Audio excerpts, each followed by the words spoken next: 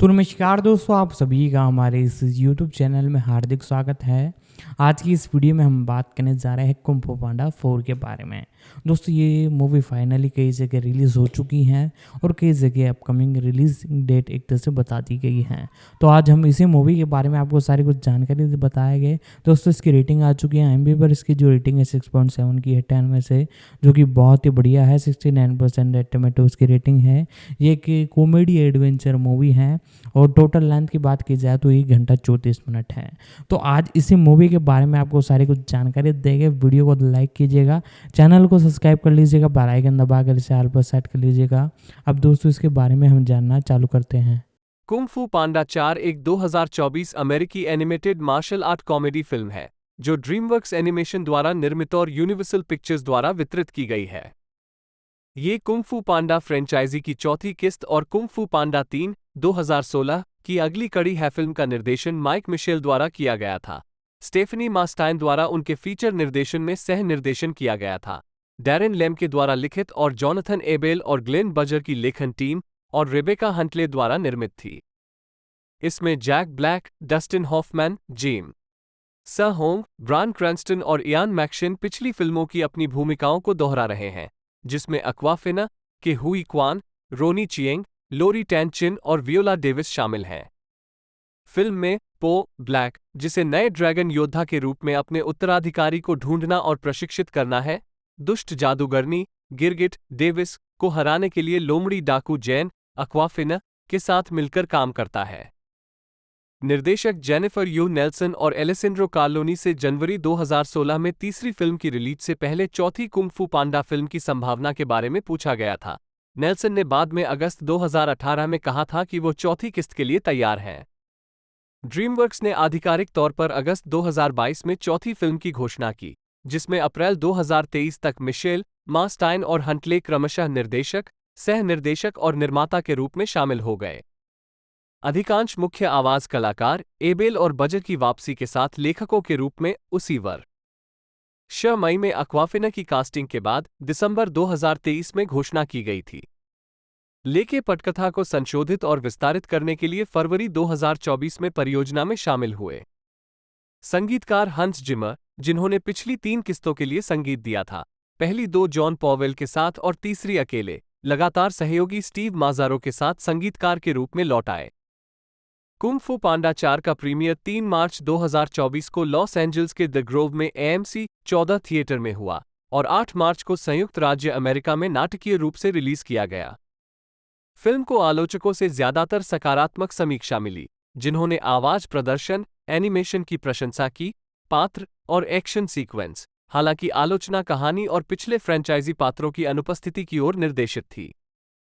कथानक: पो अपने पिता मिस्टर पिंग और ली को अपना नया रेस्तरां खोलने में मदद कर रहा है, जब मास्टर शिफू ने उससे कहा कि उसे शांति की घाटी का आध्यात्मिक नेता बनने के लिए आगे बढ़ना होगा, जिसका अर्थ है कि वह अब ड्रैगन योद्धा नहीं बनेगा और उसे एक खोज करनी होगी उनका उत्तराधिकारी बनने के लिए उपयुक्त उम्मीदवार।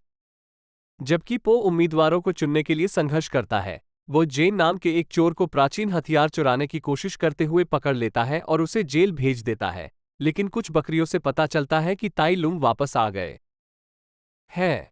उसे जल्द ही जेन से पता चलता है कि ताई लुंग की वापसी गिरगिट द्वारा की गई थी, जो एक शक्तिशाली जादूगरनी है जो अपनी इच्छानुसार किसी भी जानवर का आकार बदल सकती है।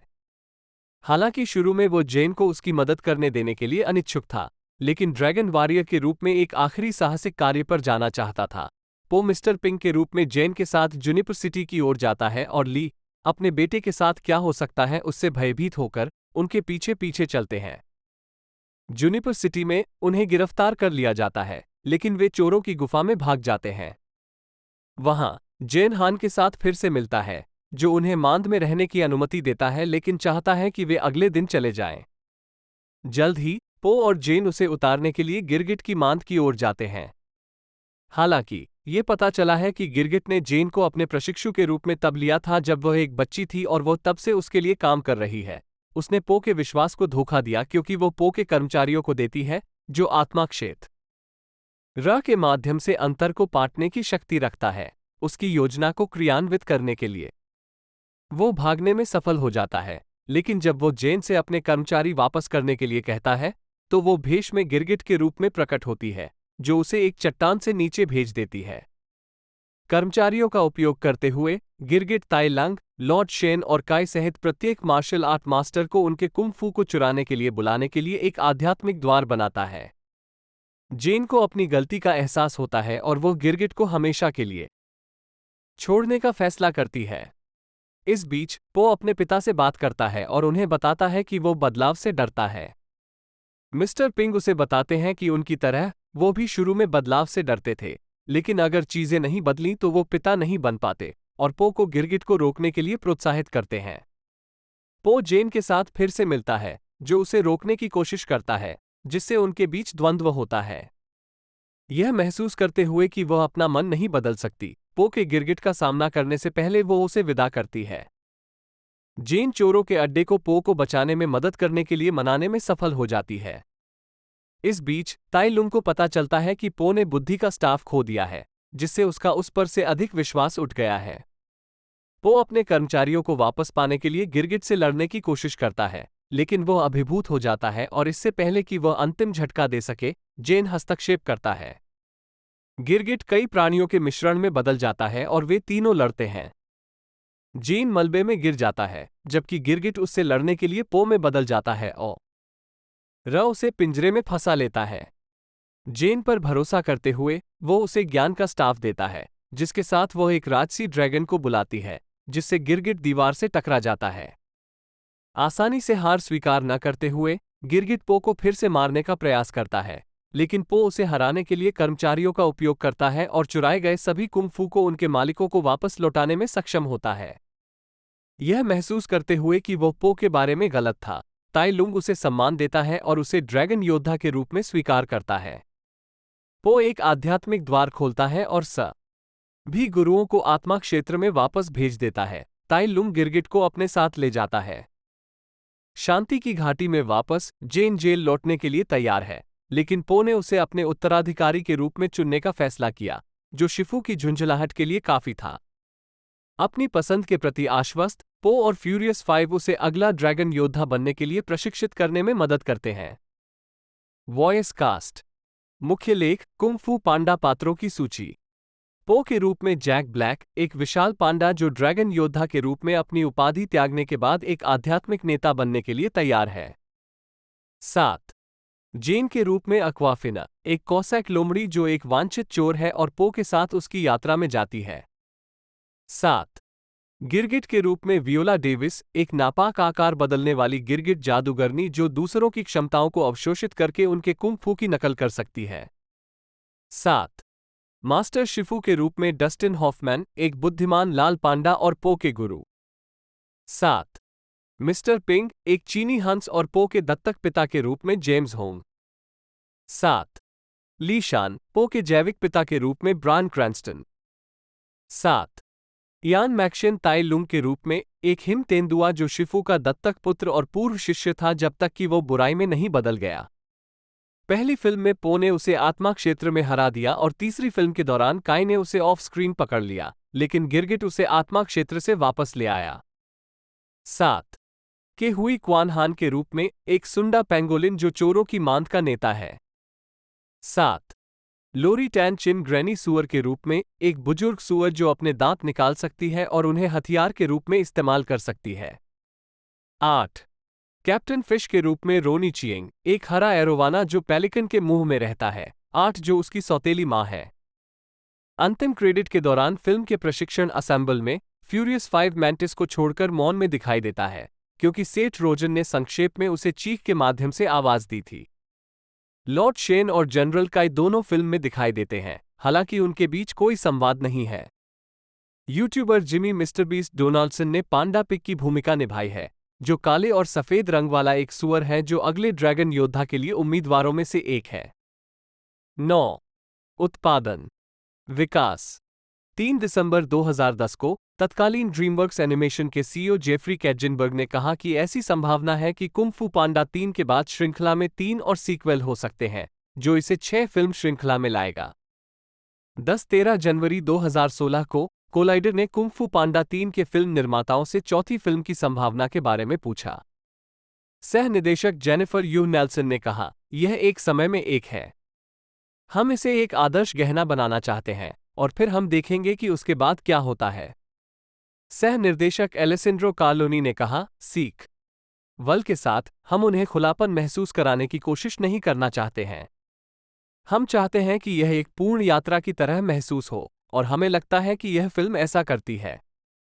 और फिर अगर एक शानदार कहानी स्वयं को प्रस्तुत करती है, बढ़िया। 2 अगस्त 2018 को जब नेल्सन से कुंग फू पांडा 4 की संभावना के बारे में पूछा गया तो उन्होंने जवाब दिया कि उन्होंने हमेशा श्रृंखला को एक त्रयी के रूप में देखा था, लेकिन जब तक फ्रेंचाइजी पो पर ध्यान केंद्रित करती है तब तक वो चौथी किस्त के लिए तैयार हैं।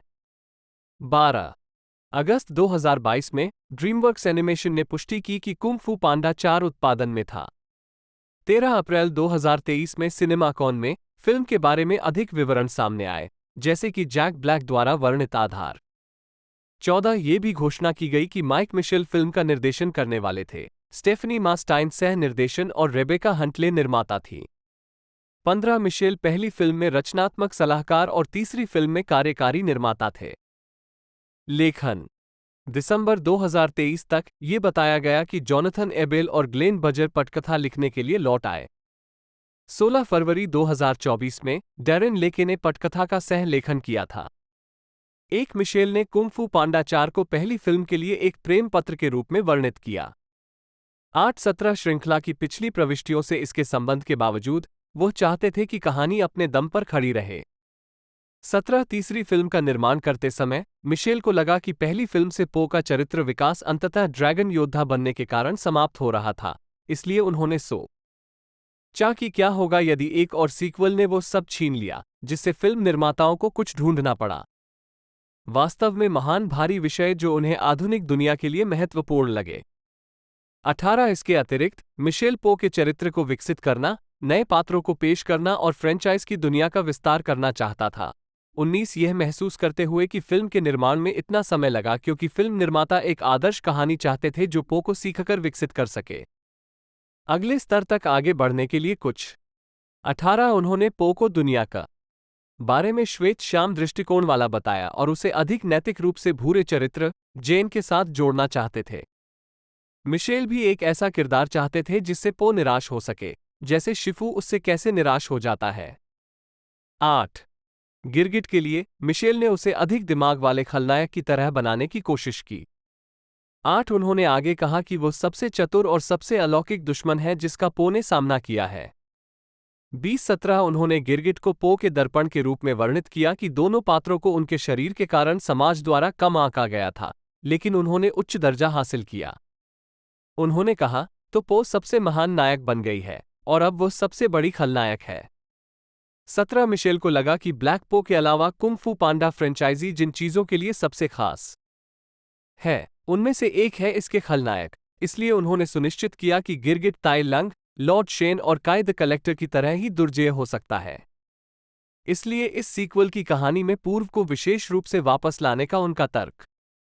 18 कास्टिंग मई 2023 में ये बताया गया कि अक्वाफिना फिल्म के वॉइस कास्ट में शामिल हो गई थी।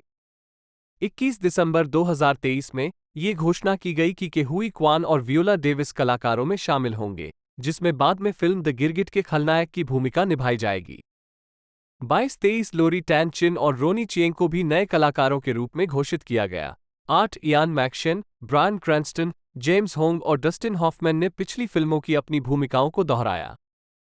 7-24 मिशेल ने कहा कि वह मैक्शन के काम के प्रशंसक हैं और उनके साथ का करना एक विस्फोट था। यदि मैक्शन ने ताई लुंग के रूप में अपनी भूमिका को दोबारा करने से इनकार कर दिया था, तो फिल्म की कहानी के लिए कोई वैकल्पिक योजना नहीं थी, क्योंकि फिल्म निर्माताओं ने ताई लुंग की वापसी के लिए लॉक इन कर लिया था।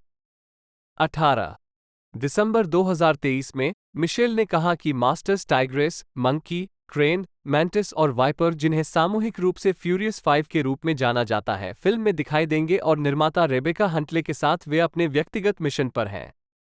ये पुष्टि करते हुए कि वहां फ्यूरियस 5 की एक झलक होगी। 8-20 एनिमेशन और डिजाइन मिशेल ने कहा कि फिल्म की लड़ाई के दृश्य प्रौद्योगिकी और कुंग फू दोनों में प्रगति को दर्शाते हैं। 8 और श्रृंखला की पिछली फिल्मों की तुलना में एनीमे से अधिक प्रभाव लिया गया है। 17 मार्वल फिल्मों के स्टंट कलाकार एनिमेटरों को कोरियोग्राफी में अध्ययन और उपयोग करने के लिए प्रेरित करने के लिए प्रोडक्शन में शामिल हुए। 8 कुंग फू पांडा 4 और the wild robot DreamWorks animation में पूरी तरह से इन हाउस बनाई जाने वाली आखिरी 2 फिल्में होंगी। जैसा कि कार्टून ब्रू ने 6 अक्टूबर 2023 को रिपोर्ट किया था कि स्टूडियो अपने यहां इन हाउस फिल्मों का निर्माण करने से दूर जा रहा है। 2024 के बाद ग्लेंडेल परिसर बाहरी स्टूडियो पर अधिक निर्भर हो जाएगा। 25 संगीत। दिसंबर 2023 में हंस जिमर और स्टीव माजारो, जिनमें से पूर्व ने पहली 3 फिल्मों के लिए भी रचना की थी, को फिल्म का स्कोर तैयार करने की घोषणा की गई थी। 26 टेनियस डी द्वारा ब्रिटनी स्पीयर्स का एक cover baby one more time अंतिम क्रेडिट में दिखाया गया है। यह एल्बम 8 मार्च 2024 को फिल्म की रिलीज के साथ ही बैकलॉट म्यूजिक द्वारा रिलीज किया गया था। इस एल्बम में ओमाह ले का एकल अटेंशन, जिसमें लंबे समय से सहयोगी जस्टिन बीबर शामिल हैं, भी शामिल है। मार्केटिंग। पो फिल्म के प्रचार के लिए नवंबर 2023 में मैसी के थैंक्सगिविंग डे परेड में लौट आए। 27 फिल्म का ट्रेलर, जिसमें the white stripes 7 nation army शामिल है, एक पोस्टर के साथ 13 दिसंबर 2023 को जारी किया गया था। ट्रेलर को सभी सोशल मीडिया पर पहले 24 घंटों में 142 मिलियन से अधिक बार देखा गया था। ये super Mario brothers movie, Minions, the rise of Gru, sing 2 और Puss in boots the last wish को पीछे छोड़ते हुए यूनिवर्सल एनिमेटेड फिल्म का सबसे ज्यादा देखा जाने वाला ट्रेलर बन गया। 28 रिलीज। नाट्यशास्त्रीय। कुंग फू पांडा 4 का प्रीमियर 3 मार्च 2024 को लॉस एंजल्स के द ग्रोव में AMC 14 थिएटर में हुआ और संयुक्त राज्य अमेरिका में 8 मार्च 29-13 को एक दिन पहले शोटाइम के साथ रिलीज किया गया। 30 ये फिल्म 1 मार्च 2024 को Columbia University School of Arts में दिखाई गई। 31 होम मीडिया। नेटफ्लिक्स के साथ यूनिवर्सल के सौदे के हिस्से के रूप में फिल्म पे टीवी विंडो के पहले 4 महीनों के लिए पीकॉक पर स्ट्रीम होगी, फिर अगले 10 के लिए नेटफ्लिक्स पर चली जाएगी और फिर शेष 4 के लिए पीकॉक पर वापस आ जाएगी। 32-33 स्वागत। Box office. संयुक्त राज्य अमेरिका और कनाडा में कुंग फू पांडा 4 को इमेजिनरी और कैब्रिनी के साथ रिलीज किया गया था और इसके शुरुआती सप्ताहांत में 3,900 थिएटरों से $45.50 मिलियन की कमाई करने का अनुमान है। 4/34 फिल्म ने अपने पहले दिन $19.4 मिलियन की कमाई की, जिसमें गुरुवार रात के पूर्वावलोकन के $3.8 मिलियन भी शामिल हैं। 35-36 आलोचनात्मक प्रतिक्रिया। समीक्षा एग्रीगेटर वेबसाइट रॉटन टोमाटोज पर 96 आलोचकों में से 70% समीक्षाएं सकारात्मक हैं, जिनकी औसत रेटिंग 6/10 है।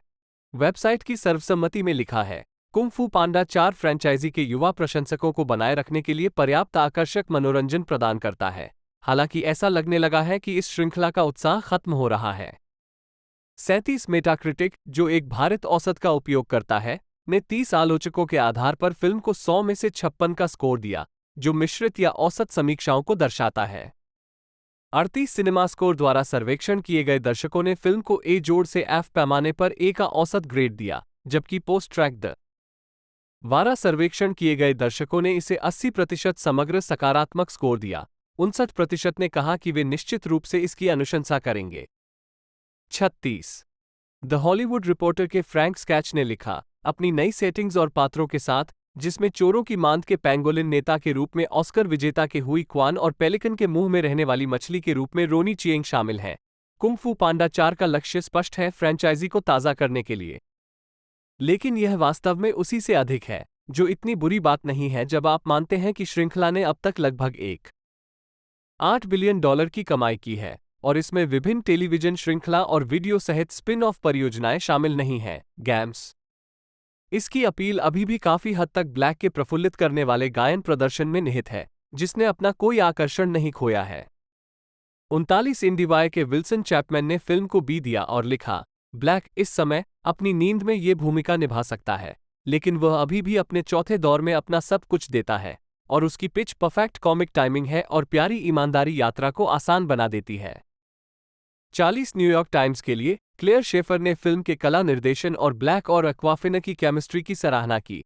कुल मिलाकर उन्हें लगा कि यह एक आनंददायक कुंग फू पांडा फिल्म है, भले ही इसमें पहले वाली कुछ झलकियां गायब हैं। 41 वैरायटी के ओवन ग्लीबरमैन ने फिल्म की पिछली किस्तों से प्रतिकूल रूप से तुलना करते हुए लिखा, पो के 16 वर्षों के बाद भी आप जैक ब्लैक की उस युवा अहंकारी उत्साह से भरी आवाज को सुनना चाहते हैं, न कि उस बूढ़े और बुद्धिमान आभा के साथ जो वह यहां प्रदर्शित करता है। मैं ये भी कामना करता हूं कि फिल्म में बेहतर चुटकुले हों। स्टेफनी स्टाइन के साथ सह निर्देशन कर रहे मिशेल एक्शन मुकाबलों को उस वास्तविक स्वतंत्रता के साथ मंचित नहीं करते हैं जिसे एनिमेशन संभव बनाता है। पो गतियों से गुजरता है, लेकिन मुझे खेद है कि खत्म हो गई है।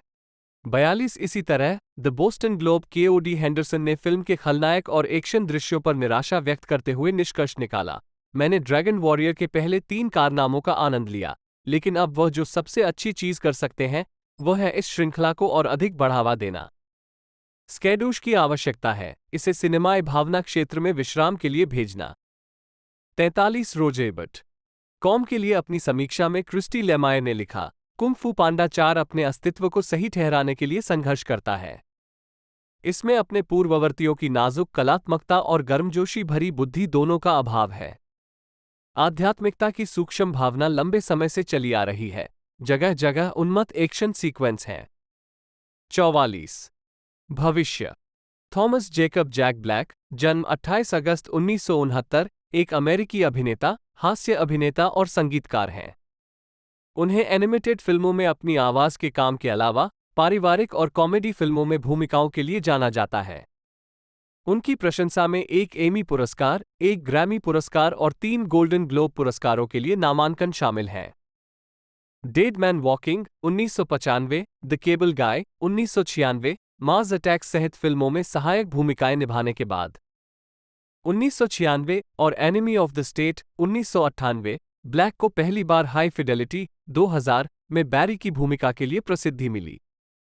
इससे उन्हें शैलो हेल 2001 और ऑरेंज काउंटी 2002 जैसी फिल्मों में बड़ी भूमिकाएं मिली।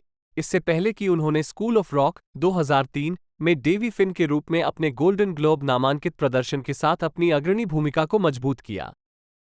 उन्होंने King Kong 2005, the holiday 2006, Nacho Libre 2006, Tropic Thunder 2008, Bernie 2011, Goosebumps 2016, Jumanji, welcome to the jungle जैसी फिल्मों में मुख्य भूमिकाएं निभाना जारी रखा है। 2017 इसका sequel Jumanji, the next level 2019 और the house with a clock in its walls 2018। उनकी उल्लेखनीय आवाज भूमिका में कुंग फू पांडा फ्रेंचाइजी 2008 वर्तमान में पो और the super Mario brothers movie 2023 में बोसर शामिल हैं। ब्लैक बैंड टेनियस डी के प्रमुख गायक हैं, जिसे उन्होंने 1994 में अपने पुराने मित्र काइल गैस के साथ मिलकर बनाया था। उन्होंने 2015 में द लास्ट इन लाइन के लिए सर्वश्रेष्ठ धातु प्रदर्शन के लिए ग्रैमी पुरस्कार जीता। 2018 से ब्लैक ने जाब्लिस्की गेम्स नामक एक यूट्यूब चैनल संचालित किया है। 2. प्रारंभिक जीवन और शिक्षा थॉमस जेकब ब्लैक 3 का जन्म 28 अगस्त 1969 को सांता मोनिका, कैलिफोर्निया में हुआ था। 4-5 satellite engineer Thomas William black और जूडिथ लव कोहेन के पुत्र थे। 6 उनका पालन पोषण कैलिफोर्निया के हर्मोसा बीच में हुआ। उनकी मां ने मिनुटमैन परमाणु मिसाइल मार्गदर्शन प्रणाली, अपोलो चंद्र मॉड्यूल मार्गदर्शन प्रणाली, हबल स्पेस टेलीस्कोप के लिए विज्ञान ग्राउंड स्टेशन पर काम किया और एक लेखिका भी थी। 7, 8, 9 उनकी मां के माध्यम से उनके 3 बड़े सौतेले भाई बहन हैं, वैज्ञानिक नील सीगल, हॉवर्ड सीगल और राचल सीगल। 9 उनकी मां यहूदी पैदा हुई थी, जबकि उनके पिता ने यहूदी धर्म अपना लिया था। ब्लैक का पालन पोषण यहूदी धर्म में हुआ। उन्होंने हिब्रू स्कूल में पढ़ाई की और बार मित्सवा की उपाधि प्राप्त की। 10 उनकी अन्य वंशावली में अंग्रेजी, जर्मन, आयरिश, पोलिश, रूसी और स्कॉटिश शामिल हैं। 11-12 जब ब्लैक 10 वर्ष का था, तब उसके माता पिता का तलाक हो गया। 13 और उसके पिता ने यहूदी धर्म का पालन करना बंद कर दिया। 14-15 ब्लैक अपने पिता के साथ कल्वर सिटी चला गया और अक्सर अपनी मां के घर जाता था। एक बच्चे के रूप में वो एक्टिविजन गेम पिटफॉल के विज्ञापन में दिखाई दिए। 1982 में 16 हाई स्कूल के लिए ब्लैक के माता पिता ने उसे पोसिडॉन स्कूल में नामांकित किया, जो एक निजी माध्यमिक विद्यालय था जो पारंपरिक स्कूल प्रणाली में संघर्ष कर रहे छात्रों के लिए बनाया गया था। 17 उन्होंने क्रॉसरोड स्कूल में भी दाखिला लिया, जहां उन्होंने नाटक में उत्कृष्ट प्रदर्शन किया। बाद में उन्होंने कैलिफोर्निया विश्वविद्यालय, लॉस एंजल्स, UCLA में दाखिला लिया। 18 लेकिन मनोरंजन में अपना करियर बनाने के लिए अपने दूसरे वर्ष के दौरान पढ़ाई छोड़ दी। 19 UCLA के साथी छात्र टिम रॉबिन्स ने बाद में बॉब रॉबर्ट्स में ब्लैक को कास्ट किया। 1995 और 1996 में उन्हें HBO स्केच कॉमेडी श्रृंखला मिस्टर शो में आवर्ती भूमिकाएं मिली। 20 अभिनय करियर। मुख्य लेख जैक ब्लैक फिल्मोग्राफी। 1982-1999 प्रारंभिक भूमिकाएं। 1982 में ब्लैक की पहली अभिनय नौकरी 13 साल की उम्र में वीडियो गेम पिटफॉल के लिए एक टेलीविजन विज्ञापन में थी। 21 1987 में ब्लैक एक्टर्स गैंग में शामिल हो गए, जो टिम रॉबिन्स सहित UCLA के छात्रों द्वारा स्थापित एक थिएटर मंडली थी और विभिन्न स्टेज प्रस्तुतियों में दिखाई दी। 22 ब्लैक के वयस्क करियर की शुरुआत प्राइम टाइम टेलीविजन पर छोटी भूमिकाओं से हुई, जिनमें life goes on, northern exposure, mister show, picket fences, the golden palace और द एक्स फाइल्स शामिल हैं। ब्लैक बेन स्टिलर द्वारा निर्देशित अप्रसारित TV pilot heat vision and Jack में दिखाई दिए, जिसमें उन्होंने अभिनेता रॉन सिल्वर द्वारा पीच किए गए एक पूर्व अंतरिक्ष यात्री की भूमिका निभाई। उनके साथ उनका दोस्त भी था जो एक मोटरसाइकिल के साथ विलय कर चुका था, जिसे ओवन विल्सन ने आवाज दी थी। 23 टिम रॉबिन्स द्वारा बॉब रॉबर्ट्स में कास्ट करने के बाद Black airborne 1993, demolition man, waterworld, the fan, the cable guy, Mars attacks जैसी छोटी फिल्म भूमिकाओं में दिखाई देने लगे। Dead man walking, the jackal, crossworlds, enemy of the state और अन्य। ट्रू रोमांस में उनकी एक सुरक्षा गार्ड की छोटी सी भूमिका थी, लेकिन वो दृश्य हटा दिया गया। 24 2014 करियर स्टारडम। 2011 में ब्लैक। 2000 में ब्लैक ने जॉन क्यूसैक द्वारा संचालित एक रिकॉर्ड स्टोर में एक जंगली कर्मचारी के रूप में फिल्म हाई फिडेलिटी में सह अभिनय किया। ब्लैक हाई फिडेलिटी में अपनी भूमिका को हॉलीवुड परिदृश्य में अपनी सफलता के रूप में मानते हैं। 25 उन्होंने जल्द ही saving Silverman, shallow Hal, nacho libre, 10 Years in the pick of destiny, year 1 और गुलिवर्स ट्रेवल्स जैसी फिल्मों में प्रमुख भूमिकाएं हासिल कर लीं। उन्हें स्कूल ऑफ रॉक में उनकी अभिनीत भूमिका के लिए विशेष प्रशंसा मिली, आलोचकों की प्रशंसा अर्जित की, और सर्वश्रेष्ठ अभिनेता संगीत या कॉमेडी के लिए गोल्डन ग्लोब नामांकन प्राप्त किया। 26 ब्लैक ने who wants to be a millionaire में भाग लिया। डेनिस लैरी, जिमी किमेल और अन्य के साथ सेलिब्रिटी संस्करण के लिए उन्हें अक्टूबर 2001 में 125,000 अमेरिकी डॉलर का पुरस्कार दिया गया था। 27 उन्होंने आइस एज 2002 में जेके सहित एनिमेटेड फीचर में वॉइस ओवर भी किया है। 28 29 और लेनी इन शार्क टेल 2004। 30-31-2004 में ब्लैक ने कार्टून नेटवर्क के adult swim show Tom goes to the mayor के पहले एपिसोड में अतिथि भूमिका निभाई। 32 उन्होंने अपनी कुछ नाटकीय भूमिकाओं में से एक में पीटर जैक्सन की 2005 की किंग कांग की रीमेक में जुनूनी फिल्म निर्माता कार्ल डेनहम के रूप में अभिनय किया। ये प्रदर्शन उन्होंने ऑर्सन वेल्स पर आधारित किया था। 2006 में उन्होंने रिकॉर्डो मोन्टाल्बन थिएटर में टिम राइस और एंड्रू लॉर्ड वेबर के जीसस क्राइस्ट सुपरस्टार के एक रात के लाभ संगीत कार्यक्रम में राजा हेरोड की भूमिका निभाई। 33 उसी वर्ष उन्होंने नैन्सी मेयर्स की रोमांटिक कॉमेडी द हॉलिडे 2006 में केट विंसलेट के रोमांटिक प्रेमी के रूप में अभिनय की। इसके अलावा 2006 में उन्होंने कॉमेडी फिल्म नाचो लिब्रे 2006 में अभिनय किया, जिसे उन्होंने निर्मित भी किया, और द पिक ऑफ डेस्टिनी में 10 Years जिसे उन्होंने लिखा और निर्मित भी किया। 2007 में उन्होंने निकोल किडमैन और जेनिफर जेसन ले द्वारा अभिनीत नोआ बाउम्बाच निर्देशित comedy drama film Margot at the wedding में सहायक भूमिका निभाई। उसी वर्ष उन्होंने walk hard, the Dewey Cox story 2007 में पॉल मैकार्टनी की भूमिका निभाते हुए एक छोटी सी भूमिका निभाई। ब्लैक ने अन्य अवसरों पर आवाज दी है, जिसमें द सिम्पसन्स का हस्बैंड्स एंड नाइव्स भी शामिल है, जो 18 नवंबर 2007 को प्रसारित हुआ था, जिसमें प्रतिद्वंद्वी कॉमिक बुक स्टोर के मिलनसार मालिक मिलो का किरदार निभाया गया था। 34 अगले वर्ष उन्होंने मॉस डेव के साथ बड़ी कॉमेडी बी काइंड रिवाइंड 2008 और बेन स्टिलर और रॉबर्ट डाउनी जूनियर के साथ युद्ध व्यंग्य ट्रॉपिक थंडर में अभिनय किया। 14 दिसंबर को उन्होंने 2008 स्पाइक वीडियो गेम अवार्ड्स की मेजबानी की। ब्लैक ने निकलोडियन किड्स चॉइस अवार्ड्स और एक्सेप्टेबल टीवी की मेजबानी की है। 35 जून 2011 में कुंग फू पांडा 2 प्रीमियर में ब्लैक। उन्होंने कुंग फू पांडा में शीर्षक भूमिका निभाई, जिसने 6 जून 2008 को अपने शुरुआती दिन में 23 मिलियन अमेरिकी डॉलर की कमाई की। साथ ही कुंग फू पांडा 2 और कुंग फू पांडा 3 भी यह उनकी पसंदीदा भूमिका है और वो सह कलाकार और 2 बार के अकादमी पुरस्कार विजेता डस्टिन हॉफमैन की ट्यूशन की प्रशंसा करते हैं। 36 कुंग फू पांडा 2008 के अलावा 37 उन्होंने हैवी मेटल थीम वाले action adventure video game brutal legend में मुख्य किरदार रोडी एडी रिग्स की आवाज दी, जिसके लिए उन्होंने सर्वश्रेष्ठ आवाज का पुरस्कार जीता। 2009 में स्पाइक वीडियो गेम अवार्ड्स में पुरस्कार। 38 2009 में वो द ऑफिस के सुपर बाउल एपिसोड के बाद शो के भीतर एक नकली फिल्म में क्लोरिस लीचमैन और जेसिका अल्बा के साथ दिखाई दिए। 39 उन्होंने हैरोल्ड रेमिस निर्देशित एडवेंचर कॉमेडी ईयर 1 2009 में माइकल सेरा के साथ अभिनय किया। अप्रैल 2009 में ब्लैक ने यो गब्बा गब्बा के एक एपिसोड में अभिनय किया, जिसमें उन्होंने it's not fun to get lost, friends और द गुड बाय सॉन्ग जैसे बच्चों के गाने गाए। 40 यूट्यूब पर स्टार वार्स की मूल त्रयी की बैड लिप रीडिंग की पैरोडी में ब्लैक ने डार्थ वाडर को आवाज दी।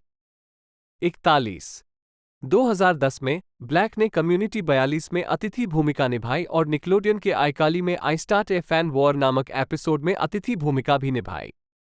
43-44 black and televised TV network लघु फिल्म फेस्टिवल चैनल 101 पर कई बार दिखाई दिए हैं, जो डैन होमन और रॉब श्राब द्वारा निर्मित है। उन्होंने कंप्यूटरमैन, टाइमबेट और लेज़ीफोर्ट शो में अभिनय किया है।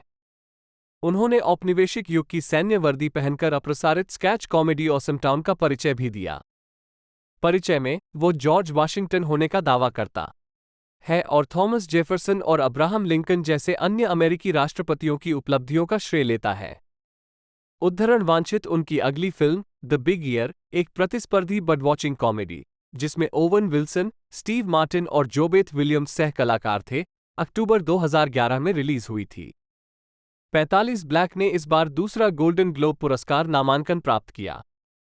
2011 में रिचर्ड लिंकलेटर की ब्लैक कॉमेडी बनी में उनकी मुख्य भूमिका के लिए कॉमेडी में सर्वश्रेष्ठ अभिनेता की श्रेणी।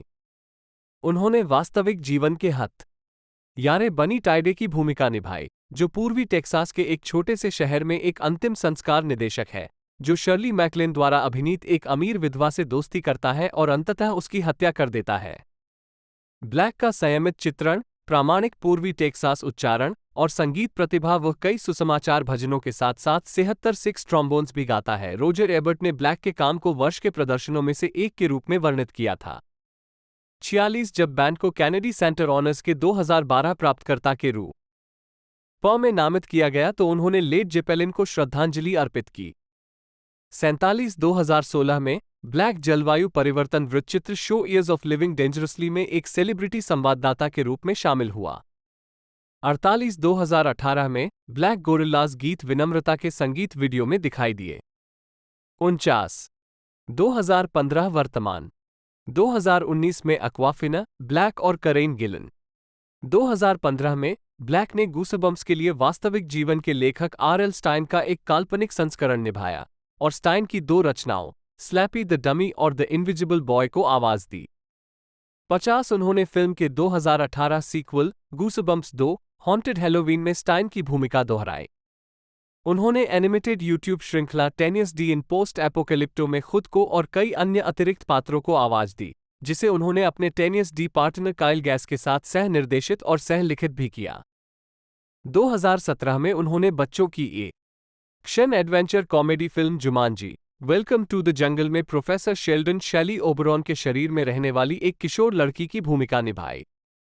उन्होंने ड्वेन जॉनसन, केविन हॉट और करेन गिलन के साथ अभिनय किया। फिल्म को सकारात्मक समीक्षा मिली और यह वित्तीय रूप से सफल रही।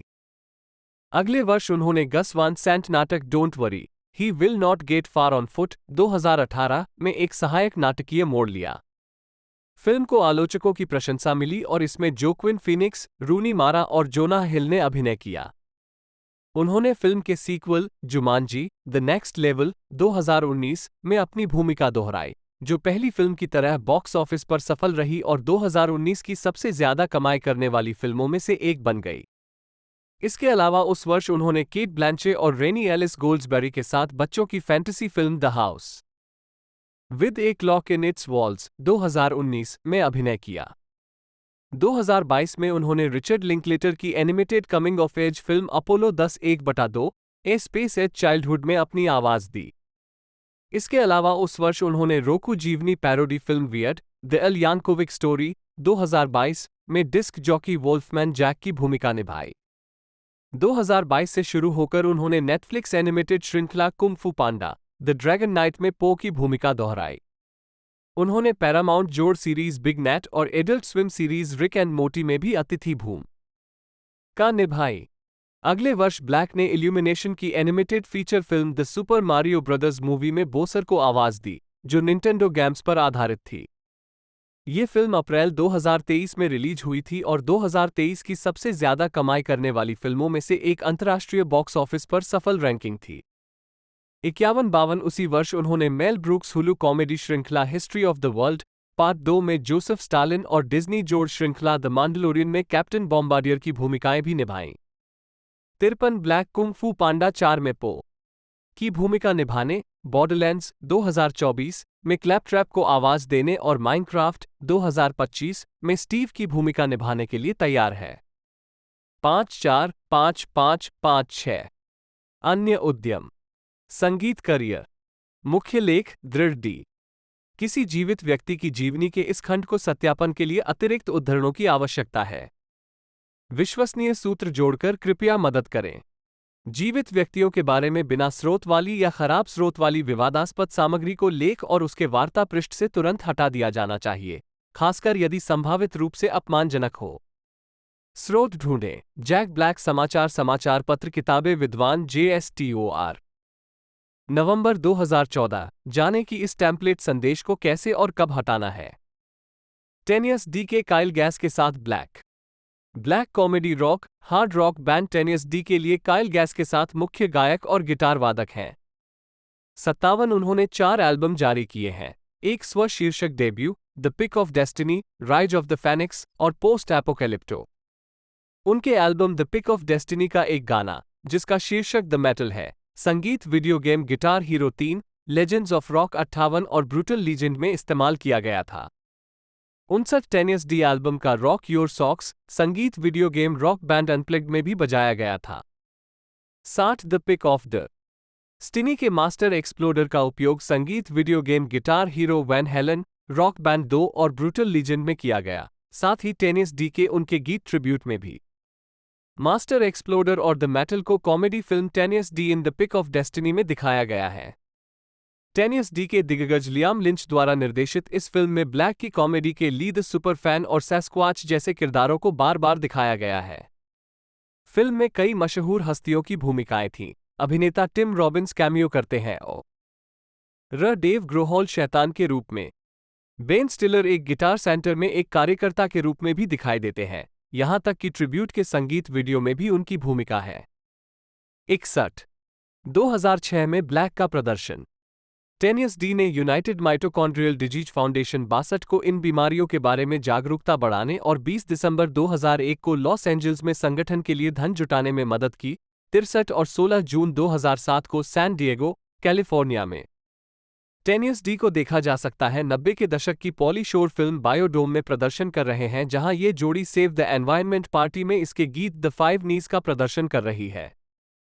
ब्लैक ब्रॉडवे स्टार क्रिस्टिन चेनोवेथ और किशोर गायिका अभिनेत्री ओलिविया ओल्सन के साथ द एल न डिजेनरस शो के एलेन द म्यूजिकल नामक एपिसोड में अतिथि कलाकार भी थे। शो में गायन के अलावा उन्होंने मेजबान के साथ अपनी आगामी फिल्म नाचो लिब्रे पर चर्चा की। 2000 में जैक ब्लैक काइल गैस के साथ ने पंक रॉक बैंड द वैंडल्स के गीत 14 के लिए सहायक गायन प्रदान किया, जो उनके album look what I almost stepped in में दिखाई देता है। 64 ब्लैक डेव ग्रोहॉल के प्रोबोट एल्बम में भी दिखाई दिया है, जो छिपे हुए गीत आई एम द वॉरलॉक के लिए स्वर प्रदान करता है, और लिंच के फेक सॉन्ग एल्बम में रॉक एंड रोल होर गीत के लिए स्वर प्रदान करता है। हाई फिडेलिटी के अंतिम अनुक्रम में ब्लैक ने मार्विन गेय के लेट्स गेट इट ऑन का कवर प्रस्तुत किया। उन्होंने लयबद्ध स्टॉम्प और ताली के साथ पाषाण युग की रानी के गीत बन द विच में अपनी संगीत क्षमता का परिचय दिया। 65 उन्होंने 2006 के ईगल्स ऑफ डेथ मेटल के एल्बम डेथ बाय सैक सी के 2 ट्रैक और इनक्रेडिबैड एल्बम के द लोनली आइलैंड के ट्रैक सेक्स मैन के लिए भी गायन प्रदान किया। ब्लैक ने मीट लोफ के album hang cool teddy bear पर लाइक ए रोज गीत पर एक युगल गीत भी रिकॉर्ड किया। 66 मीट लोफ ने पिक ऑफ डेस्टिनी फिल्म में ब्लैक के पिता की भूमिका भी निभाई। ब्लैक बेक के सेक्स लॉस के संगीत वीडियो में दिखाई दिए हैं। Foo Fighters, learn to fly, low और the one the Eagles of Death Metal की I want you so hard, boys bad news, योग 41 की चीजें जो मैं चाहता हूं, डियो का पुश, वेजर का फोटोग्राफ, मूनी सुजुकी की इन अ यंग मैन्स माइंड, अजीबल यानकोविक की टैकी और डाई एंटवोर्ड की अगली बॉय। अक्टूबर 2010 में टेनियस डी ब्लिज़कॉन 2010 में दिखाई दिया, जो गेम डिजाइनर ब्लिज़र्ड एंटरटेनमेंट द्वारा आयोजित एक सम्मेलन था। 2012 में जैक ब्लैक ने अन्य मशहूर हस्तियों के साथ मिलकर बुक पीपल यूनाइट रिकॉर्ड किया, जो लाइब्रेरी ऑफ कांग्रेस और आरआईएफ द्वारा प्रायोजित एक गीत था। 67 ब्लैक ने अतिथि गायन किया और डेथक्लोक साउंडट्रैक एल्बम द डूमस्टार रिक्विम में दिखाई दिए। 68 वो डेथक्लोक के मूल बैंड मैनेजर के साथ साथ एक ब्लॉगर के लिए भी गाते हैं। टेनियस डी के सदस्य के रूप में ब्लैक ने 57वें ग्रैमी अवार्ड्स में सर्वश्रेष्ठ मेटल प्रदर्शन का पुरस्कार जीता। 69 गीत द लास्ट इन लाइन ने पुरस्कार जीता। डियो के इसी नाम के गीत का कवर जो श्रद्धांजलि album this is your life में दिखाई दिया था। यूट्यूब चैनल 21 दिसंबर 2018 को ब्लैक ने जाबलिस्की गैम्स नाम से एक यूट्यूब चैनल बनाया। 70 इसके लॉन्च के एक सप्ताह के भीतर इसके 10 लाख से अधिक ग्राहक हो गए। 71 चैनल पर प्रकाशित वीडियो आमतौर पर या तो ब्लैक और उनके 2 बेटों से जुड़े स्पष्ट व्लॉग होते हैं या गेमिंग सामग्री होते हैं। 72 जैक ने मुख्य रूप से अपने बेटे के साथ जुड़ाव के लिए चैनल बनाया, जो चैनल के वीडियोग्राफर और संपादक के रूप में कार्य करता है। 73-74 जून 2019 में एटिका की आत्महत्या के मद्देनजर 21 जुलाई 2019 को ब्लैक ने नेशनल अलायंस नोरा लुम एक जन्म 2 जून 1988 2 जिन्हें पेशेवर तौर पर अक्वाफिना के नाम से जाना जाता है, एक अमेरिकी अभिनेत्री, रैपर और हास्य कलाकार हैं। वह 2012 में प्रमुखता से उभरी जब उनका रैप गीत माई वैग यूट्यूब पर लोकप्रिय हो गया। इसके बाद उन्होंने अपना पहला एल्बम येलो रेंजर 2014 जारी किया और एमटीवी कॉमेडी श्रृंखला गर्ल कोड 2014-2015 में दिखाई दी। उन्होंने comedy neighbours 2, sorority rising 2016, oceans 8 2018, crazy rich Asians 2018 और जुमांजी द नेक्स्ट लेवल 2019 में सहायक भूमिकाओं के साथ फिल्मों में विस्तार किया। द फेयरवेल 2019 में एक दुखी युवा महिला की भूमिका के लिए उन्होंने गोल्डन ग्लोब पुरस्कार जीता। 2020 से अक्वाफिना कॉमेडी सेंट्रल श्रृंखला Awkwafina is Nora from Queens की सह निर्माता, लेखिका और कार्यकारी निर्माता रही हैं, जहां वो खुद का एक काल्पनिक संस्करण भी निभाती हैं। 2021 में उन्होंने Marvel cinematic universe superhero film Shang-Chi and the legend of the ten rings में कैटी की भूमिका निभाई। 3 उन्होंने एनिमेटेड फिल्मों the angry birds movie 2 2019, Disney की Raya and the last dragon 2021, DreamWorks animation की द बैड गाइज 2022 और डिज्नी लाइव एक्शन रीमेक में आवाज की भूमिकाएं भी नी। भाई हैं द लिटिल मरमेड 2023। प्रारंभिक जीवन अक्वाफिना का जन्म स्टोनी ब्रुक, न्यूयॉर्क में हुआ था। 4 वैली लुम, एक चीनी अमेरिकी और टिया लुम, एक कोरियाई अमेरिकी के घर। 5 उनके पिता सूचना प्रौद्योगिकी क्षेत्र में काम करते थे। 4 और रेस्तरां चलाने वालों के परिवार से आते हैं। उनके परदादा 1940 के दशक में संयुक्त राज्य अमेरिका में आकर बस गए थे और उन्होंने फ्लशिंग, क्वींस में कैंटोनीज रेस्तरां लम्स खोला था, 6 पड़ोस के पहले चीनी रेस्तरां में से एक। 7 उनकी मां एक चित्रकार थीं, जो 1972 में अपने परिवार के साथ दक्षिण कोरिया से संयुक्त राज्य यह अमेरिका में आकर बस गईं। 6 1992 में जब अक्वाफिना 4 वर्ष की थी, तब फुफ्फुसीय उच्च रक्तचाप से उनकी मृत्यु हो गई और बाद में अक्वाफिना का पालन पोषण उनके पिता और दादा दादी ने किया। 5 वो विशेष रूप से अपनी दादी पोवाह लुम के करीब हो गईं। 5, 7, 8 अक्वाफिना फॉरेस्ट हिल्स, क्वींस में पली बढ़ी और उसने फियोरिलो एच. लागार्डिया हाई स्कूल में पढ़ाई की। जहां उसने तुरही बजाया और शास्त्रीय संगीत और जैज में प्रशिक्षण प्राप्त किया। 9-10-15 साल की उम्र में उन्होंने स्टेज नाम अक्वाफिना अपनाया, निश्चित रूप से एक व्यक्ति जिसका मैंने दमन किया था और अपने कॉलेज के वर्षों के दौरान अपने शांत और अधिक निष्क्रिय व्यक्तित्व के लिए एक परिवर्तित अहंकार अपनाया। 11-12-13-2006 से 2008 तक उन्होंने अपनी दादी के साथ संवाद करने के लिए बीजिंग भाषा और संस्कृति विश्वविद्यालय में मंदारिन सीखी। 2014 उन्होंने Albany state university of New York में पत्रकारिता और महिला अध्ययन में पढ़ाई की और 2011 में स्नातक की उपाधि प्राप्त की। 10 करियर। अक्वाफिना ने 13 साल की उम्र में रैप करना शुरू कर दिया था। 13 उन्होंने गैराज बैंड के साथ संगीत का निर्माण शुरू किया लेकिन अंततः लॉजिक प्रो और एबल्टन सीखा। 15 2012 में उनका गाना माई वैग यूट्यूब पर लोकप्रिय हुआ। 9 उन्होंने मूल रूप से कॉलेज में गीत लिखा था। 15 मिकी एवलॉन के my dick tribute to Nate की प्रतिक्रिया के रूप में। 16 जब उसके नियोक्ता ने उसे वीडियो में पहचान लिया तो उसे एक प्रकाशन गृह में नौकरी से निकाल दिया गया। 15-16 उनका एकल hip hop album yellow ranger 11 फरवरी 2014 को जारी किया गया था। 17 इसके 11 ट्रैक में यूट्यूब पर रिलीज किए गए उनके कई पिछले एकल शामिल हैं, जिनमें शीर्षक ट्रैक येलो रेंजर क्यूफ भी शामिल है और NYC बिचे $। 2014 में अक्वाफिना गर्ल कोड के तीसरे और चौथे सीजन के 6 एपिसोड में दिखाई दी। 18 2015 में उन्होंने MTV पर इसके spin off girl code live की सह-मेज़बानी की। 19 2016 में उन्होंने कॉमेडियन मार्गरेट चो के साथ ग्रीन टी गीत पर सहयोग किया, जो एशियाई रूढ़िवादिता पर मजाक उड़ाता है। 20 व 25 अक्टूबर 2014 को टेनिस DK फेस्टिवल सुप्रीम में लाइनअप का हिस्सा थीं। 21 वो न्यूयॉर्क में बार में डिस्क जॉकी DJ भी थी। 22-23-24 उन्हें 2016 की डॉक्यूमेंट्री बैड रैप में चित्रित किया गया है, जो 2016 ट्रिबेका फिल्म फेस्टिवल में एक आधिकारिक चयन है। यह उन पर और डम्बफाउंडेड, रेक्सटिजी और लिरिक्स जैसे एशियाई अमेरिकी रैपर्स पर ध्यान केंद्रित करता है। 25 उन्होंने 8 जून 2018 को एक 7 ट्रैक EP इन्फिना वी ट्रस्ट जारी किया। 27 इसने सर्वश्रेष्ठ हिप हॉप रैप एल्बम के लिए 2019 A2IM लिब्रा पुरस्कार जीता। 28 2018 में केन जियोंग के साथ अक्वाफिना ने 2015 से 2017 तक digital production company astronauts wanted के लिए short form talk show web series talk की मेजबानी की। पहले सीजन का प्रीमियर यूट्यूब पर हुआ और इसे वेरिज़ोन के Go 90 प्लेटफॉर्म पर विशेष स्ट्रीमिंग के लिए चुना गया। 29 ये 2016 के वेबबी अवार्ड्स में एक आधिकारिक सम्मान था और इसे समाचार और संस्कृति श्रेणी में 2016 के स्ट्रीमी अवार्ड के लिए नामांकित किया गया था। 30 2016 में उन्होंने नेबर्स 2 सोरोरिटी राइजिंग में कप्पानू की सदस्य क्रिस्टीन की सहायक भूमिका निभाई। 3-1-32 और एनिमेटेड कॉमेडी फिल्म स्टॉक में बटेर को आवाज दी। 2018 में उन्होंने इंडी कॉमेडी ड्यूड में 4 सबसे अच्छे दोस्तों में से एक रेबेका की भूमिका निभाई। वो ओशियंस 8 में मुख्य कलाकारों में से एक थीं, जो ओशियंस ट्रिलॉजी की पूर्णतः महिला स्पिन ऑफ थी। इसके बाद उन्होंने जॉन M. चू द्वारा निर्देशित फिल्म क्रेजी रिच एशियंस में सह अभिनय किया, जिसमें मुख्य किरदार राचल चू, कॉन्स्टेंस वू के सिंगापुर के कॉलेज मित्र गो पीक लिन की भूमिका निभाई।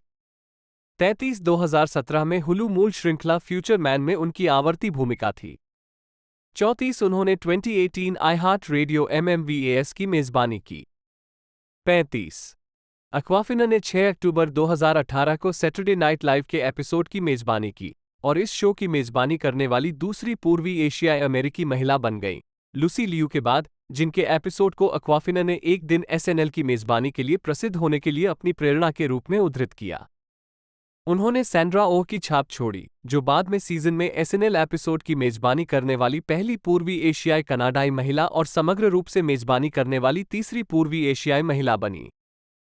36 2019 में अक्वाफिना ने लुलू वांग द्वारा निर्देशित फिल्म द फेयरवेल में अभिनय किया। उन्होंने एक लेखिका बिली की भूमिका निभाई जो चीन में अपनी बीमार दादी से मिलने जाती है। 37 फिल्म को आलोचकों की प्रशंसा मिली।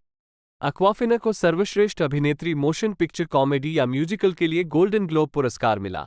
38-39 एशियाई मूल की केवल छठी महिला होने के बाद, वो किसी भी मुख्य अभिनेत्री फिल्म श्रेणी में गोल्डन ग्लोब पुरस्कार जीतने वाली एशियाई मूल की पहली व्यक्ति बनी।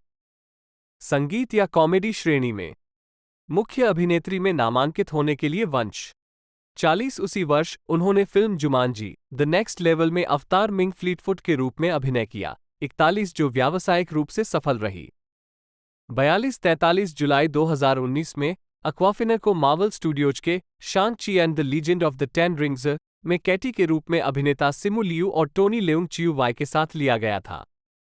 डेस्टिन डैनियल क्रेटन द्वारा निर्देशित ये फिल्म 3 सितंबर 2021 को सिनेमाघरों में रिलीज हुई, जिसने आलोचनात्मक प्रशंसा अर्जित की और $430.5 मिलियन की कमाई की। 4-4-4-5-4-6 शांग ची में अपने अभिनय के लिए उन्होंने सर्वश्रेष्ठ सहायक अभिनेत्री का सैटर्न पुरस्कार जीता। अगस्त 2019 में डिज्नी ने घोषणा की कि Awkwafina animated film Raya and the last dragon में सिसु ड्रैगन को आवाज देगी, जो 5 मार्च 2021 को रिलीज हुई थी। 47 अक्वाफिना ने फिल्म के लिए अपने अधिकांश संवादों में सुधार किया, जिसकी तुलना रॉबिन विलियम्स से की गई अलादीन में जिन के रूप में प्रदर्शन। 48 2020 तक अक्वाफिना ने कॉमेडी श्रृंखला Awkwafina is Nora from Queens में अभिनय किया। वह उस शो की लेखिका और कार्यकारी निर्माता भी हैं। प्रचार अभियान के हिस्से के रूप में उन्होंने न्यूयॉर्क सिटी सबवे की 7वीं ट्रेन के लिए नई घोषणाएं रिकॉर्ड की, 49 चुटकुले बनाए, जैसे ये हंटर्स पॉइंट एवेन्यू है, एक दोस्ताना अनुस्मारक की सीटें लोगों के लिए हैं, आपके बैग के लिए नहीं, और यह 46वीं स्ट्रीट है, जो एक भाग्यशाली संख्या है, मैंने इसे अभी इंटरनेट पर सीखा है। ये भी सीखा है कि कबूतर और कबूतरी एक ही चीज हैं, क्या? हर स्टॉप पर। इन रिकॉर्डिंग्स का उपयोग 22 जनवरी को श्रृंखला के प्रीमियर तक किया गया था। 49 सीजन के एक एपिसोड में सिमू लियू ने शांग ची and the legend of the ten rings की रिलीज से पहले एक अतिथि भूमिका निभाई थी। अक्टूबर 2023 में नेशनल जियोग्राफिक ने घोषणा की कि अक्वाफिना ने वृत्तचित्र श्रृंखला ए रियल बग्स लाइफ का वर्णन किया है। 50-51 छवि और कलात्मकता 2020 में 77वें गोल्डन ग्लोब अवार्ड्स के रेड कारपेट पर अक्वाफिना ने कहा है कि चार्ल्स बुकोव्स्की, अनाइस निन, जोन डिडियन, टॉम वेट्स और चेत बेकर शुरुआती प्रभाव थे। 52 अपना मनोरंजन करियर शुरू करने से पहले उन्होंने न्यूयॉर्क शहर में गोथम गजेट में एक प्रशिक्षु के रूप में काम किया, अल्बानी, न्यूयॉर्क में टाइम्स यूनियन अखबार में एक प्रशिक्षु के रूप में, और प्रकाशन गृह रोडिल बुक्स के प्रचार सहायक के रूप में 12, जिसने उनके संगीत वीडियो की खोज के बाद उन्हें निकाल दिया। बाद में उन्होंने शाकाहारी बोदेगा में काम किया। 15 अक्वाफिना ने यौन उत्पीड़न के खिलाफ हॉलीवुड हस्तियों द्वारा शुरू किए गए आंदोलन टाइम अप के लिए समर्थन व्यक्त किया है। 53 उन्होंने अधिक महिला निर्देशकों की वकालत की है और मीडिया में एशियाई लोगों की रूढ़िवादिता के खिलाफ भी वकालत की है। 53 उन्हें गैप के लोगो रीमिक्स अभियान में दिखाया गया था, जिसमें एसजेडे, सबरीना क्लाउडियो और नाओमी वतनबे जैसे उभरते कलाकार शामिल थे जो अपनी शर्तों पर रचनात्मक संस्कृति को रीमिक्स कर रहे हैं। 54 2015 में उन्होंने एक गाइडबुक अक्वाफिना स एनवाईसी जारी की। 55 अक्वाफिना को 2017 में कोरे एशियन मीडिया की female breakout of the year के रूप में सम्मानित किया गया था। 56 16 मई 2019 को उन्होंने द इन्फैचुएशन के वार्षिक फूड फेस्टिवल EEEEATSCON में सुर्खियां बटोरी। उन्होंने क्वींस में अपने पालन पोषण के बारे में बताया, जहां उनके परिवार के पास एक कैंटोनीज रेस्तरां था। 57 अक्वाफिना ने एक फैशन मॉडल के रूप में एक प्रोफाइल विकसित की है, जो नियमित रूप से मैगजीन कवर पर दिखाई देती है, जिसे वो अपने इंस्टाग्राम अकाउंट पर दोबारा पोस्ट करती है। इनमें वोग, एलियोर, हापर्स बाजार, कॉस्मोपॉलिटन, मैरी क्लेयर और नारीवादी पत्रिका बस्ट शामिल हैं। 58 सांस्कृतिक विनियोग के आरोप अक्वाफिना को AAVE के सांस्कृतिक विनियोग और अफ्रीकी अमेरिकी समुदाय के रूढ़िबद्ध तौर तरीकों के लिए आलोचना का सामना करना पड़ा है। 5-9-6-0-2018 में उन्होंने कहा, मैं उस बातचीत का स्वागत करती हूं क्योंकि एक एशियाई अमेरिकी पहचान के रूप में हम अभी भी यह पता लगाने की कोशिश कर रहे हैं कि वह क्या है। 5 फरवरी 2022 को अक्वाफिना ने ट्वीट किया, मेरी आप्रवासी पृष्ठभूमि ने मुझे उन फिल्मों और टीवी शो से एक अमेरिकी पहचान बनाने की अनुमति दी जो मैंने देखी, जिन बच्चों के साथ मैं पब्लिक स्कूल गया, और हिप हॉप के लिए मेरा अटूट प्यार और सम्मान था। मुझे लगता है कि एक समूह के रूप में एशियाई अमेरिकी अभी भी यह पता लगाने की कोशिश कर रहे हैं कि उनके लिए उस यात्रा का क्या मतलब है, क्या सही है और वे कहाँ नहीं हैं। एक गैर काले पीओसी के रूप में मैं इस तथ्य पर कायम हूं कि मैं ऐसा करूंगा, हमेशा सुने और आवे के इतिहास और संदर्भ को समझने के लिए अथक प्रयास करें। 62-63 कार्यकर्ताओं ने इस प्रतिक्रिया की आलोचना करते हुए इसे कई वर्षों की देरी और अप्राप्य बताया। 64-65 लॉरेन मिशेल जैक्सन ने लिखा, अक्वाफिना की हरकतें मेरे लिए एड शीरन की सलाखों से अधिक कालापन पैदा नहीं करती। क्या ब्लैकसेंट कालेपन का आह्वान है या किसी और चीज का सत्ता, साम्राज्यवाद, वाणिज्य, डिजिटल युग? हो सकता है कि ब्लैकेंट को इतने समानार्थी रूप से काम नहीं करना चाहिए, और हो सकता है कि इसका मतलब बिल्कुल भी कालापन ना हो। कालेपन के पास संघर्ष करने के लिए पर्याप्त है, लेकिन इसके बजाय कुछ और, चोरी के एक व्यक्तिगत उदाहरण को नहीं बल्कि एक वैश्विक घटना को दर्शाता है जो इसे असंभव बनाता है। जाने कि क्या फॉरेस्ट हिल्स के एक गैर काले सहस्राब्दी ने पाठ्यपुस्तक की तरह काली संस्कृति का अध्ययन किया था, या हम में से अधिकांश के समान मीडिया के साथ बड़ा हुआ था, जहां सफेद तड़क भड़क वाले कलाकारों के मुंह में ब्ला कसेंट स्वायत्त रहे हैं और काले लोगों के वास्तविक भाषण पैटर्न से अलग रहे हैं। अमेरिका में थिएटर की अपनी परंपरा थी। अक्वाफिना के ब्लैकसेंट के इर्द गिर्द बातचीत में अभिनेत्री की क्षेत्रीय और संगीत पृष्ठभूमि का उपयोग उसके बचाव और उस पर हमला करने के लिए किया गया है। वह या तो सबसे चतुर अवसरवादी है या रंग के प्रति सबसे नीच लड़की है। रेखा जिस तरह से कुछ प्रोफाइल बॉर्डरलाइन पर अक्वाफिना बैकस्टोरी को आकर्षक बनाते हैं, उससे विचारों की इन चरम सीमाओं को मदद नहीं मिलती है, जैसे कि यह विचार कि एक एशियाई अमेरिकी महिला जो फॉरेस्ट हिल्स या सचमुच देश में कहीं भी में पली बड़ी है, रैप से प्यार करती है, बहुत बेतुका है। सत्य 60 फिल्मोग्राफी चाबी उन फिल्मों को दर्शाता है जो अभी तक रिलीज नहीं हुई हैं। फिल्म वर्ष शीर्षक भूमिका टिप्पणियां 2016 बुरा रैप संगीत स्वयं दस्तावेजी पड़ोसी 2 सोरोरिटी राइजिंग क्रिस्टीन सारस बटेर आवाज की भूमिका 2018 दोस्त रेबेका महासागर 8 कॉन्स्टेंस पागल अमीर एशियाई गोह पीकलिन 2019 बिदाई Billi Wang Paradise Hills Yu the angry birds movie 2 Courtney आवाज की भूमिका between two ferns the movie स्वयं जुमांजी अगला स्तर Ming Fleetfoot 2020 SpongeBob movie sponge on the run Otto आवाज की भूमिका 2021 युबा काउंटी में ताज़ा समाचार मीना Raya and the last dragon Sisu 66 आवाज की भूमिका शांग ची और the legend of the ten rings Katy 45-67 हंस गीत कैट 2022 दी बैड गाइज सुश्री टारंटुला आवाज की भूमिका जेम्स होंग चीनी वू हे जांग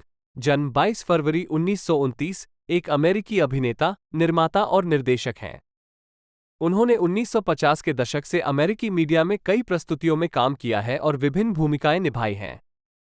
उन्हें अब तक के सबसे शानदार चरित्र अभिनेताओं में से एक के रूप में जाना जाता है। 2022 में अमेरिकी फिल्म और टेलीविजन उद्योगों में उनके योगदान के लिए उन्हें हॉलीवुड वॉक ऑफ फेम पर एक स्टार मिला।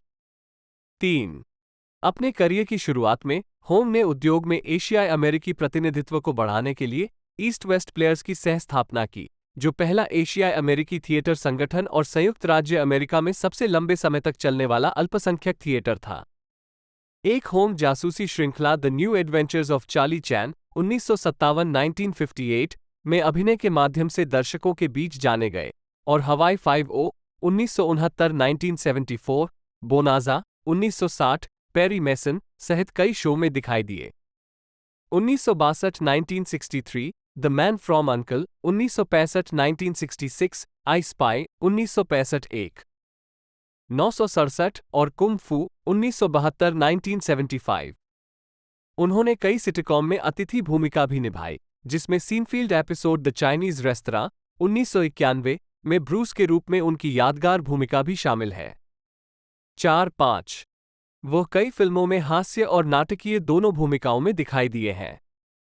उन्होंने soldier of fortune 1955, flower drum song 1961, the sand pebbles 1966, Chinatown 1974 और इसके sequel the two Jakes 1990, the in laws 1979 जैसी फिल्मों में अभिनय किया है। विमान 1980, true confessions 1981, blade runner 1982, big trouble in little China 1986, Wayne's world 2 1993, balls of fury 2007, safe 2012 और आरआईपीडी 2013।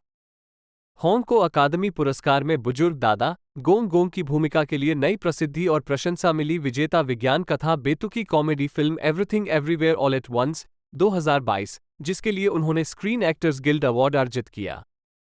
6, 7, 8 एक आवाज अभिनेता के रूप में होंग ने मुलान 1998 में चीफू एनिमेटेड टेलीविजन श्रृंखला जैकी चैन एडवेंचर्स 2002-2004 में डाओलर वोंग टीन टाइटंस 2003-2006 में प्रोफेसर चांग मिस्टर पिंग सहित कई भूमिकाओं में आवाज दी है। कुंग फू पांडा मीडिया फ्रेंचाइज में ट्रोल हंटर्स में Jong she rise of the Titans 2021, vandal and wild 2022 में फादर लेवल बेस्ट और टर्निंग रेड 2022 में मिस्टर गाओ। प्रारंभिक जीवन और शिक्षा।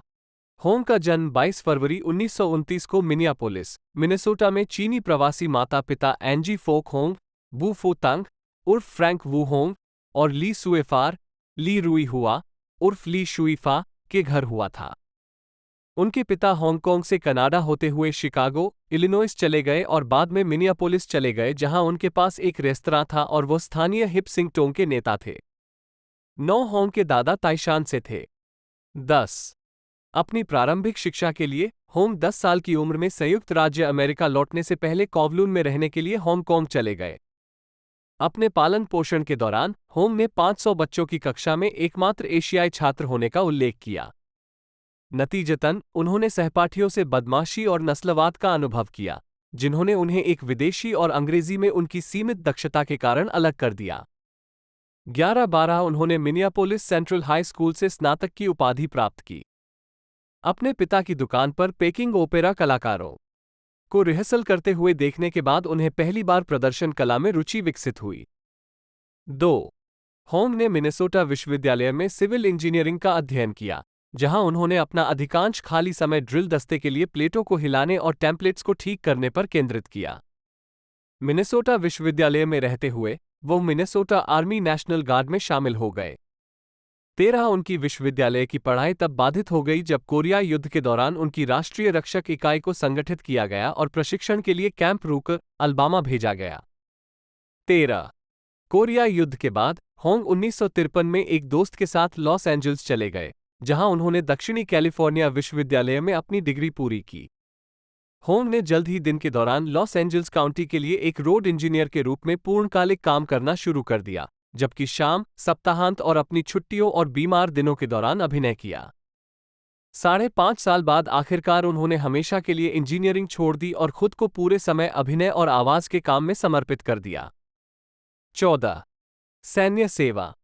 मिनेसोटा आर्मी नेशनल गार्ड में रहते हुए होंग ने 1952 से 1953 तक 18 महीनों के लिए विशेष सेवाओं के साथ फोर्ट मैक्लेलन और कैंप रकर, बदला हुआ फोर्ट नोवोसेल में अल्बामा में प्रशिक्षण में भाग लिया।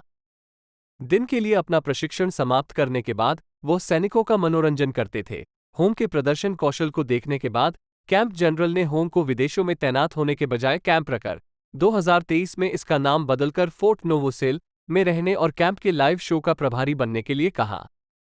13 दोस्तों अब मैं इसकी रिलीजिंग डेट आपको बता देता हूँ। द ग्रोव के अंदर से 3 मार्च 2024 को रिलीज़ किया गया। उसके बाद 8 माह 2024 को यूनाइटेड स्टेट में भी इसे रिलीज़ कर दिया गया। 94 मिनट टोटल रनिंग लेंथ है।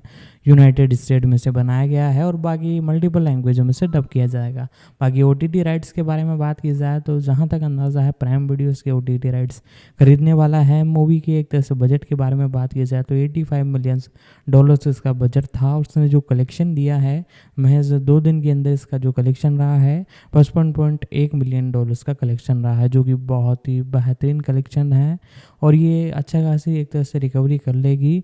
और अब ये कंटिन्यू रनिंग है आपके नज़दीकी सिनेमाघरों में, आप वहाँ पर जाकर इसे देख सकते हो। बाकी दोस्तों इसके बारे में मैंने आपको सारी कुछ जानकारी बता दी है, डिटेल बता दी है और उसके पिछले जो पार्ट हैं उनके ऊपर भी मैंने आपके लिए वीडियो बना रखी है, आप जाकर उन्हें भी देख सकते हो। तो आज की इस वीडियो में दोस्तों इतना ही, मिलते हैं अगले वीडियो में।